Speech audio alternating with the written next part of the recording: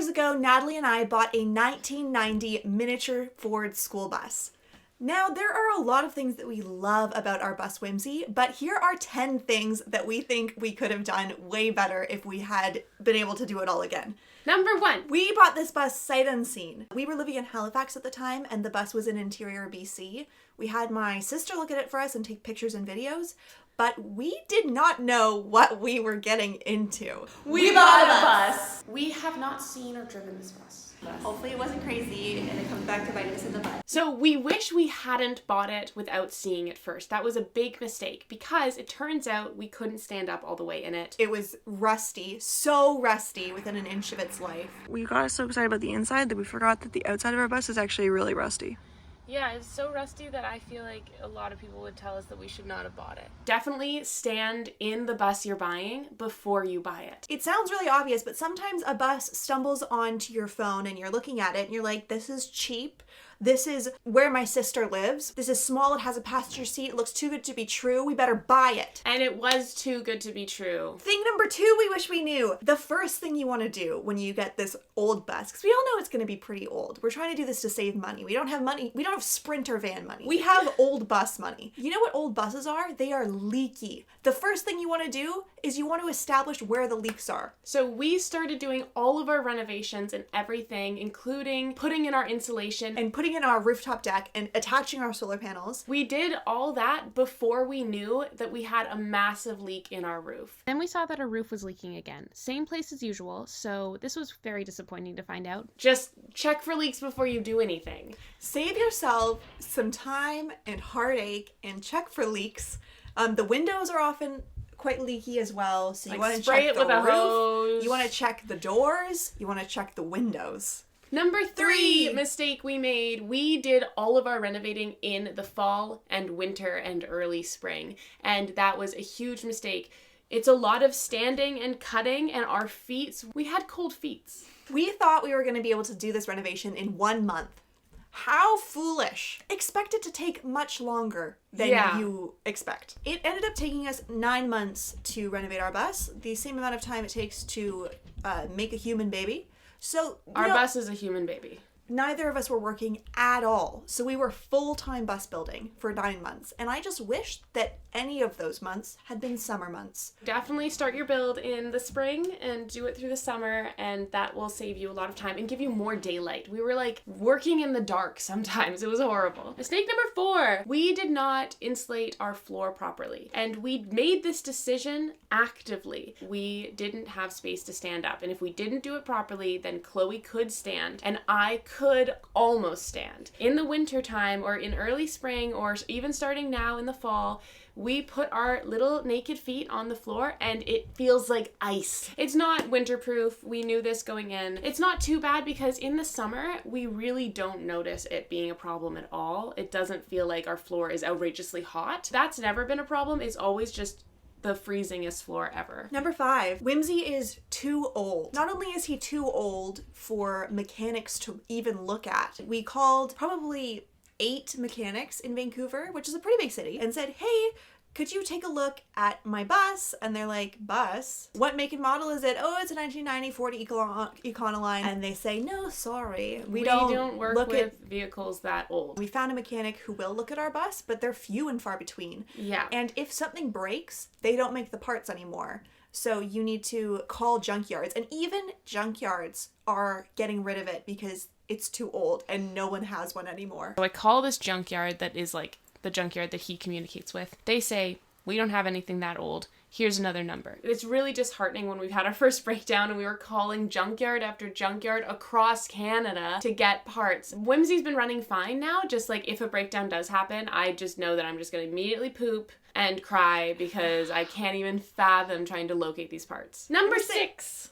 We decided to make our own sink and make our own kind of plumbing thing with a sump hose and a galvanized steel bucket. And we made our own faucet. Yeah, we made our own sink situation entirely. It probably just would have been so much easier for the sink to actually drain and be put in level so that it actually drains if we used a real sink. So I would recommend just buying one. I know it's more expensive, but it's not much more expensive than a galvanized steel bucket. It's worth the money because some of these RV sinks, They have like an insert that you can put on top of it for more counter space when you're not using the sink. Yeah. And they have a dry rack right in them. And it just is a much more effective use of space. And now our galvanized steel bucket has started to rust a little bit on the bottom because of the way that the water pools in it. So we need to be really diligent about mopping it out. We have to dry out the sink before bed every single night. Another thing about our sink is that we have a sump hose that drains directly outside of the bus. We thought this was a great idea to save storage in the bus, and we made a conscious decision to do this. I think it's a great idea, but there's two problems with it.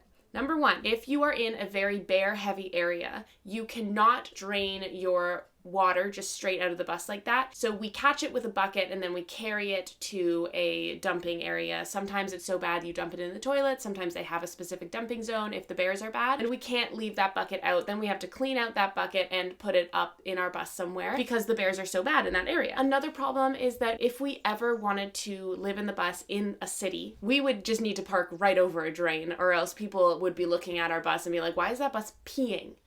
That's what it looks like.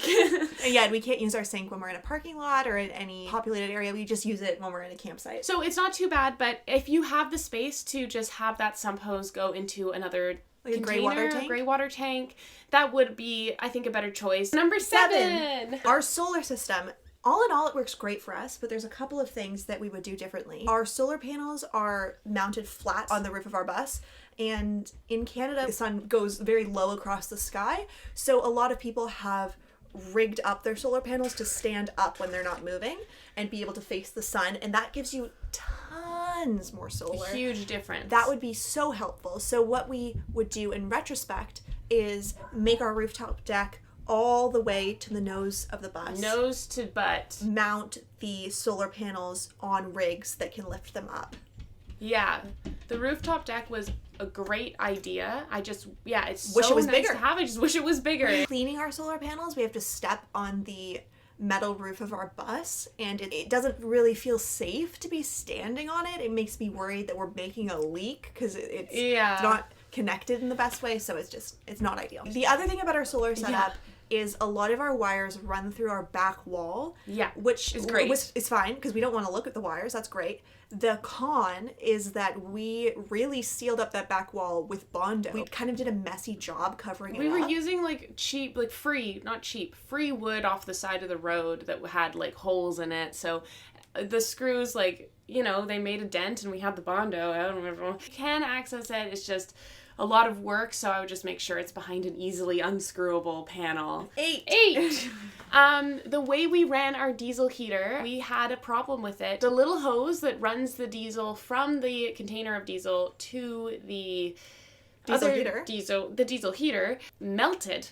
And spilt diesel everywhere, which is terrifying. We ran it underneath the bus, and we've seen other people do that. But we ran it in a way that it got close to our exhaust, so I think maybe that's where it overheated. I'm just happy that it didn't explode. It makes it so you have to go outside the bus a little bit because it all comes out outside the bus. So some people just have it out and then put it back in and run it inside. That's a good option, but we had to crossing the path, you know, our hallway, to get to the other side of the bus. So we changed it so it ran out of the bus, across the hallway, back in the bus, and inside all the way until it got to the diesel tank. Like, have it outside the bus as least amount as possible to avoid it getting hit by rocks. Or maybe you could even cover it and insulate it somehow to keep it protected. Number 9. We made our own composting toilet. Mostly it works great. It used to leak. Now it doesn't. Yes, it used to leak pee all the time, and we would always have to clean up pee. And that's like not as gross as poop, but it's still pretty gross. Our jug that we have that fits in there, we haven't been able to find one that's bigger, and it's not that big. I would love a bigger jug. The urine diverter works pretty well, the one that we came up with. I can guarantee a one that is store-bought would work better, and it's not that much more expensive, and I just wish, and I think we will, buy one that's already made. So I would highly recommend just buying it. Just buy it. Like, that was a huge mistake. Just buy it. The last mistake we made, 10. This was a big mistake. We should have had a plan of what to do if the bus broke down and we ran out of money fixing it, because that's what happened. We just did not have enough money to live in the bus anymore after our bus broke down. We weren't in the bus long enough to find a job, but we were hoping to find online work or to get enough viewers on social media to make that a little bit of a income, because you really Yeah. don't need that much money when you're living on the road unless the bus breaks down. And then Yeah, you need a that's lot the thing. of money. Linked to this, another problem that we're having is we don't have a place to store the bus permanently. You can't actually have a vehicle that large legally in a lot of places parked on a street. So we were looking into storage units, we're looking into all these things, driveways. We don't know what to do right now.